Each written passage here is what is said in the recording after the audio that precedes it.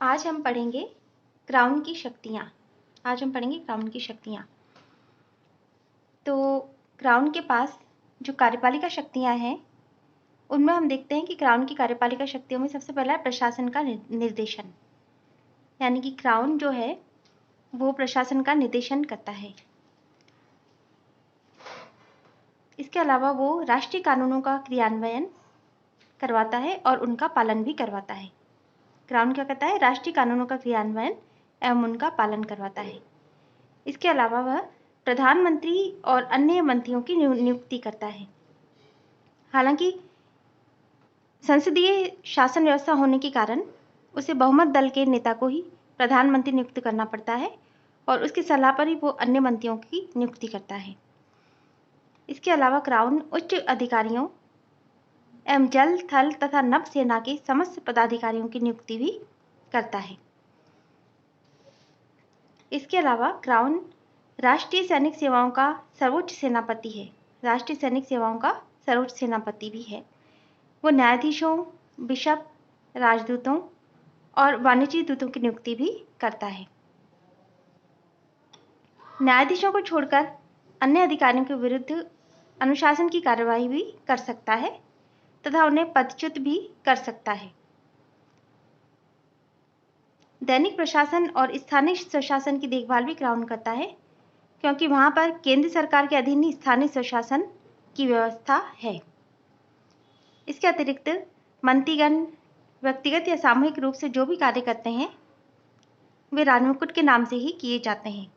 मंत्रीगण व्यक्तिगत या सामूहिक रूप से जो भी कार्य करते हैं वे राजमुकुट के नाम से ही किए जाते हैं। राजमुकुट राष्ट्रीय कोष का नियंत्रण और संचालन करता है। वह देश की प्रचलित विधि के अनुसार राजस्व एकत्र करता है। देश की प्रचलित विधि के अनुसार वह राजस्व एकत्र करता है और उसमें वृद्धि करता है। राष्ट्रीय बजट भी राजमुकुट की ओर से ही प्रस्तुत किया जाता है। वही बजट की धनराशि को कार्य रूप में भी लाता है।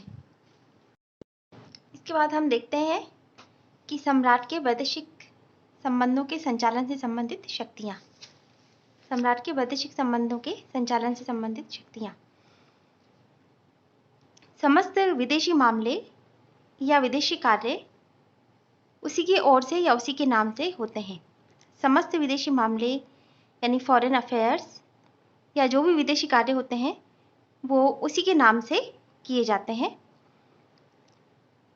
स्वदेश के राजदूतों यानी इंग्लैंड के राजदूतों और उच्च कूटनीतिक प्रतिनिधियों, इंग्लैंड के राजदूतों और उच्च कूटनीतिक प्रतिनिधियों को विदेश में भेजने तथा विदेशी राजदूतों एवं कूटनीतिक प्रतिनिधियों का स्वागत करने का कार्य भी इंग्लैंड के क्राउन के द्वारा ही किया जाता है। इसके अलावा जो भी अंतर्राष्ट्रीय सम्मेलन होते हैं उनमें भाग लेने वाले प्रतिनिधि मंडल को सम्राट ही भेजता है और उनको नीति विषयक निर्देश भी भेजता है। यानी ब्रिटेन की क्या नीति है उससे संबंधित निर्देश ही वही देता है। इसके अलावा ब्रिटेन की ओर से युद्ध की घोषणा करना और संधि करना क्राउन के परमाधिकार हैं। ये क्राउन के परमाधिकार हैं, यानी कि इन पर कोई रोक टोक नहीं लगाई जा सकती। उसके द्वारा की गई संधियों पर संसद की स्वीकृति की उस समय तक आवश्यकता नहीं होती जब तक कि उसमें संसदीय स्वीकृति संबंधी शर्त न हो। तब तक उसके द्वारा की गई संधि पर संसद की स्वीकृति की आवश्यकता नहीं होती, या फिर उसमें कोई ऐसा मामला ग्रस्त हो जैसे ब्रिटेन के स्वभूभाग का परित्याग किया गया हो। जैसे स्वभूभाग का परित्याग या धन की अदायगी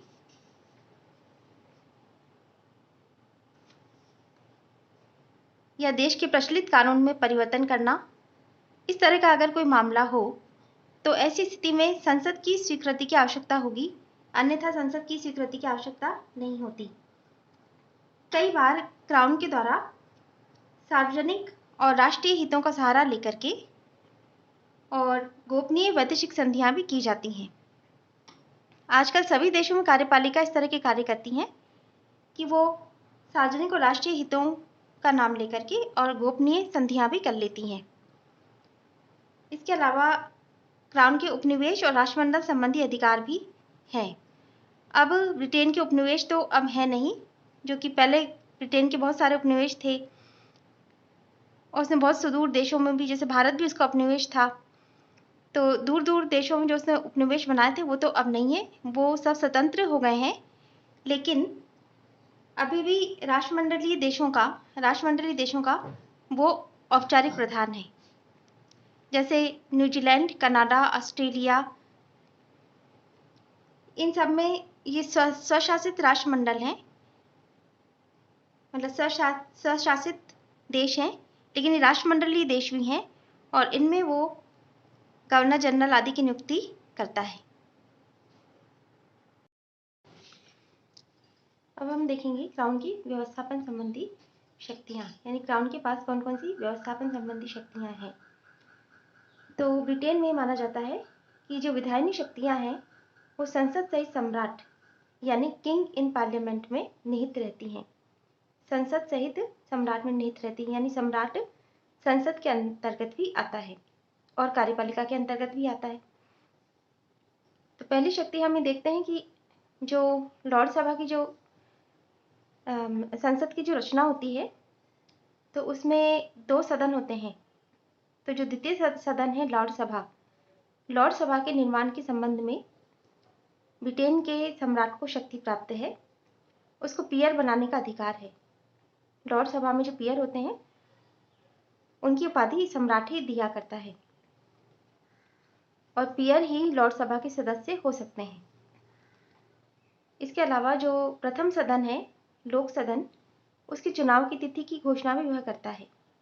लोक सदन के चुनाव की तिथि की घोषणा सम्राट करता है और इसके सदस्यों का निर्वाचन जनता द्वारा किया जाता है।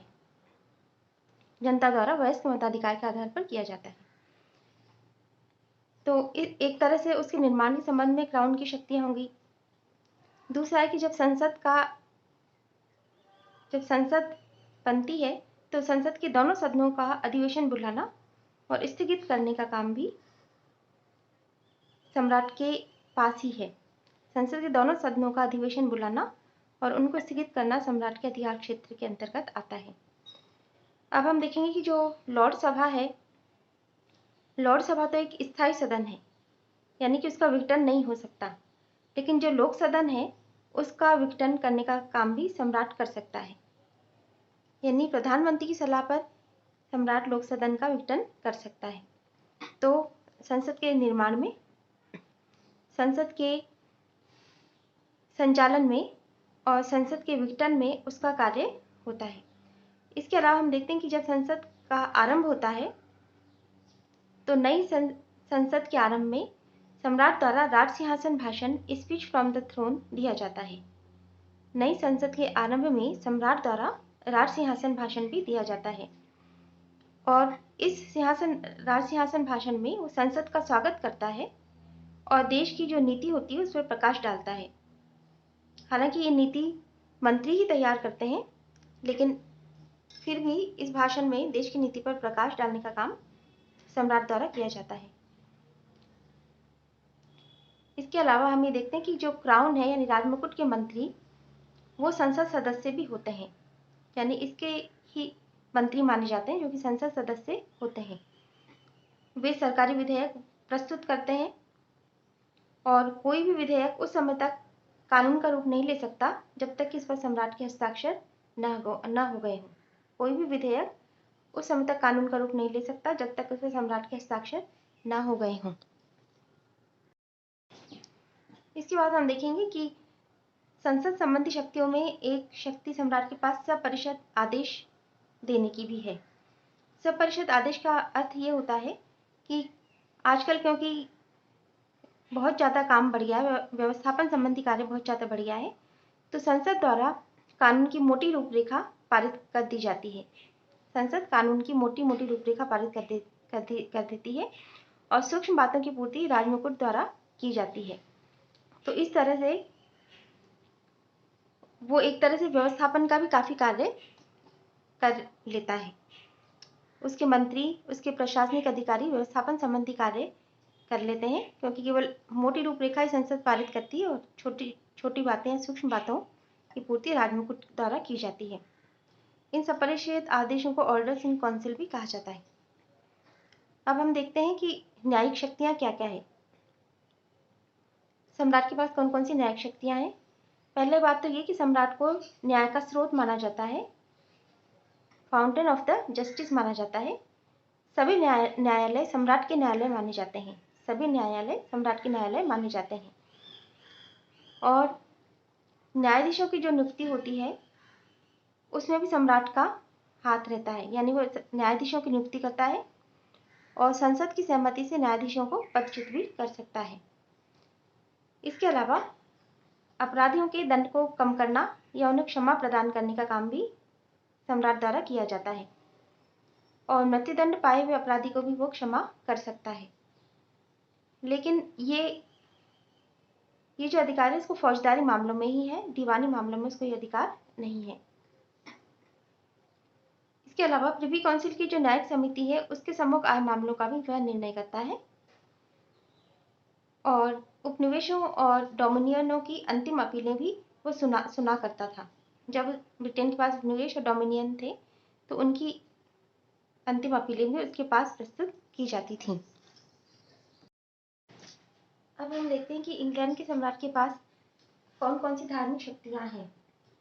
इंग्लैंड में एंग्लिकन चर्च और स्कॉटलैंड में प्रेस्बिटेरियन चर्च है। ये चर्च राज्य के अंग के रूप में है। इनका नियंत्रण क्राउन और संसद द्वारा किया जाता है।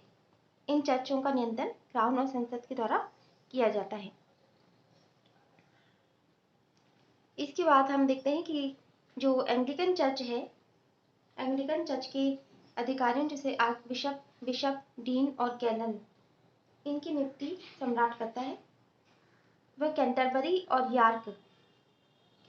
यार्क के धार्मिक सम्मेलन बुलाता है और इन सम्मेलनों द्वारा पारित नियमों पर सम्राट के हस्ताक्षर उसी प्रकार आवश्यक है जिस प्रकार संसद के द्वारा पारित विधेयकों पर आवश्यक है। यानी कि इनके धार्मिक सम्मेलनों द्वारा पारित नियमों पर सम्राट के हस्ताक्षर किए जाते हैं। वो उसी तरह आवश्यक होते हैं जिस तरह संसद द्वारा पारित विधेयकों पर उसके हस्ताक्षर होने के बाद ही वो विधेयक बनते हैं।